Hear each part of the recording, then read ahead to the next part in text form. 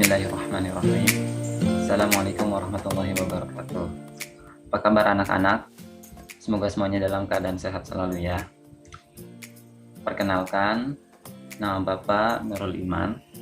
Sebelumnya saya ucapkan selamat kepada siswa-siswi baru SMAN 1 Tirtayasa. Baik, pada kegiatan kali ini, yaitu pada kegiatan masa pengenalan lingkungan sekolah, saya akan menyampaikan materi tentang tata krama dan budi pekerti.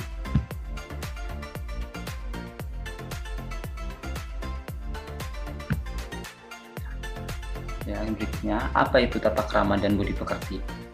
Tata krama berasal dari kata tata dan krama. Tata yang artinya adat, aturan, atau norma, sedangkan krama itu sopan santun, tindakan, atau kelakuan. Jadi tata krama itu merupakan aturan-aturan yang berlaku baik tertulis maupun tidak tertulis dalam pergaulan dan kehidupan manusia dalam bermasyarakat. Tata krama juga sering disebut sebagai etika. Lalu ada budi pekerti. Budi pekerti berasal dari dua kata, yaitu budi dan pekerti. Budi yang merupakan pikiran, akal, atau watak, sedangkan pekerti yaitu perbuatan moral atau akhlak. Jadi budi pekerti itu perbuatan yang merupakan realisasi dari hasil pemikiran seseorang. Budi pekerti memiliki makna yang relatif sama dengan tata krama. Krama dan budi pekerti itu sebagai watak yang diperoleh sejak kecil melalui penanaman kebiasaan di dalam keluarga. Jadi tata krama dan budi pekerti ini terbentuk dalam jangka waktu yang cukup lama secara berulang-ulang dan bukan sesuatu yang instan. Dasar-dasar tata krama yaitu ada sopan santun, memberi perhatian kepada orang lain, menjaga perasaan orang lain, menepati waktu dan janji, memiliki rasa toleransi, dapat menguasai diri, dan berusaha untuk memahami orang lain. Kemudian manfaat tata krama dalam kehidupan itu membuat seseorang disegani, dihormati, dan disenangi. Ada kemudahan berhubungan baik dengan orang lain, memberikan keyakinan kepada diri sendiri dalam setiap situasi, dapat memelihara suasana yang baik di lingkungan keluarga, sekolah, dan masyarakat. Kemudian tata krama yang perlu diperhatikan di sekolah itu ada 3. Pertama, tata krama dalam berbicara, tata krama dalam berpakaian, dan tata krama dalam makan dan minum. Tata krama dalam berbicara itu pertama, berbicara seperlunya saja. Kemudian jangan mengatakan kata-kata yang dapat menyinggung perasaan orang lain. Hendaklah berbicara jujur, tidak boleh bohong. Jangan menyindir, berlagak sombong, dan merendahkan orang lain. Hendaklah mengucapkan terima kasih atas pertolongan atau pemberian orang lain. Jangan menyela pembicaraan, apalagi berbicara dengan orang tua. Harus mendengarkan, bersikap sopan, dan menyapa dengan hormat. Kemudian tata krama siswa pada guru dan karyawan sekolah. Siswa menghormati semua guru dan karyawan yang ada di sekolah.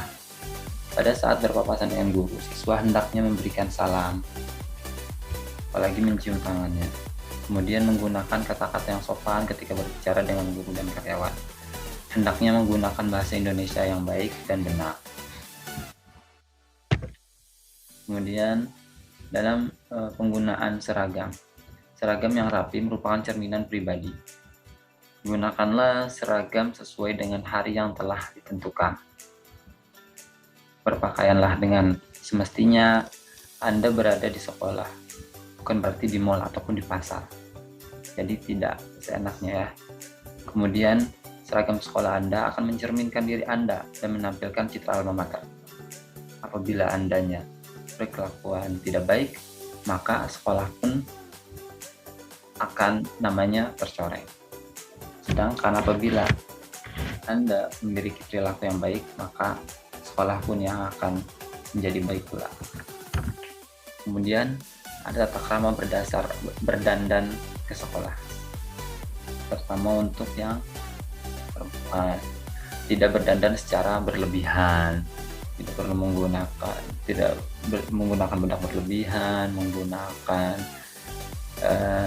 lipstik, kemudian menggunakan jilbab yang polos. Kemudian untuk yang laki-laki, rambutnya disisir rapi, tidak dicat warna-warni. Kemudian baju dimasukkan ke dalam celana dan rok, dan menggunakan sabuk atau ikat pinggang. Tidak menggunakan perhiasan yang berlebihan, karena di sini kita kan mau belajar, bukan mau jalan-jalan. Kemudian tata krama dalam memasuki ruang kantor dan ruang kelas pada saat pembelajaran. Pertama, mengetuk pintu dan minta izin sebelum masuk ke kantor atau ruang kelas. Kemudian mengucapkan salam. Masuk ke ruangan dengan sopan, jangan selonong boy aja. Kemudian menyampaikan keperluannya. Dan meninggalkan ruangan dengan sopan dan mengucapkan salam kembali. Kemudian tata krama bertamu ke rumah Bapak Ibu. Sebaiknya itu membuat janji terlebih dahulu. Datanglah tepat waktu. Jika sudah sampai di rumah, Bapak atau Ibu guru usahakan mengetuk pintu. Sebaiknya 3 kali ketukan.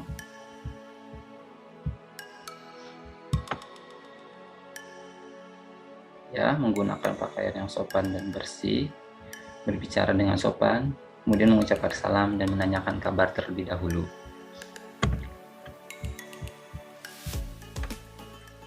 Jadi dalam tata krama dalam bertamu ke rumah Bapak Ibu guru,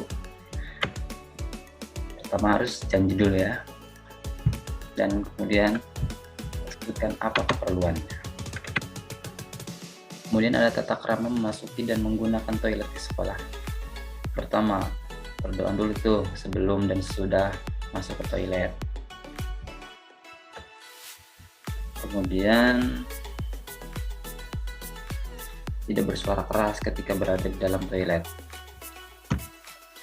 Kemudian menggunakan air secukupnya, tidak membuang sampah pada lubang kloset atau saluran toilet. Biasanya tisu nih banyak di situ, dan terutama perempuan membuang barang-barangnya. Matikan air pada saat keluar dari toilet, jangan ini keluar, airnya masih nyala. Kemudian tinggalkan toilet dalam keadaan bersih dari kotoran. Siram dulu kotoran, kemudian baru tinggal.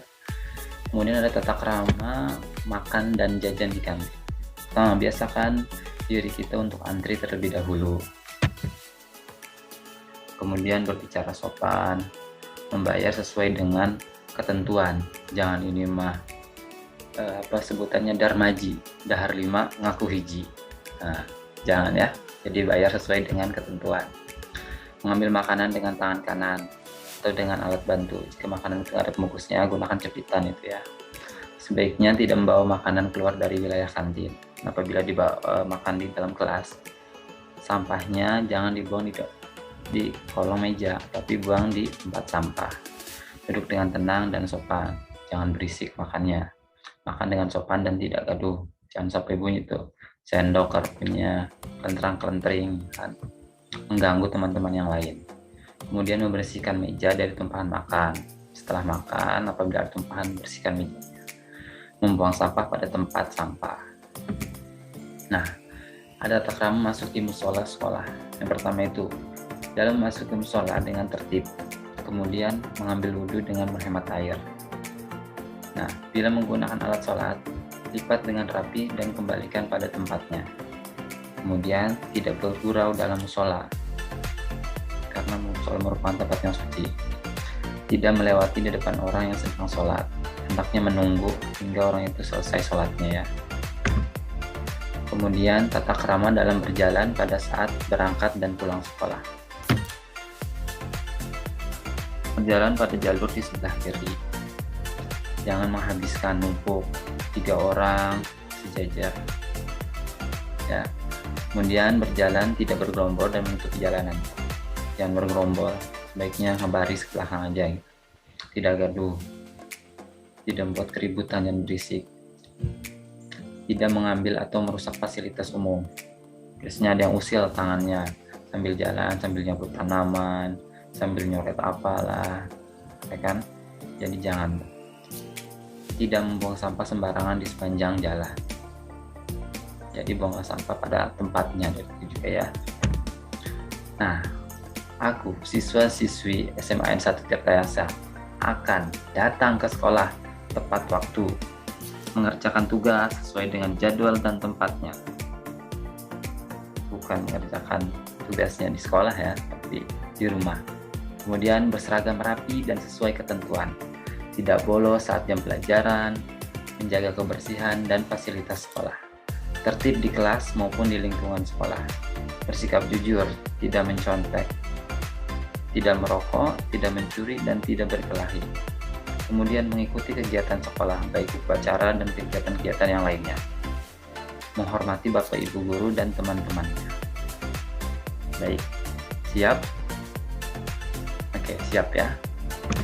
Oke, sekarang kita kuis. Nah, yang pertama ini, nanti silahkan teman-teman jawab ya. Jelaskan, yang pertama, jelaskan arti tata krama dan budi pekerti menurut pendapatmu. Kemudian, yang kedua, bagaimana sikap kalian apabila ada teman ataupun warga sekolah yang berperilaku tidak sesuai dengan tata krama sekolah? Nah, yang ketiga, sebutkan 5 keberagaman tata krama yang ada di lingkungan sekolah. Nah, ini silahkan dijawab, kemudian dikumpulkan. Baik, dari saya cukup sekian, kurang lebihnya mohon maaf. Wassalamualaikum warahmatullahi wabarakatuh.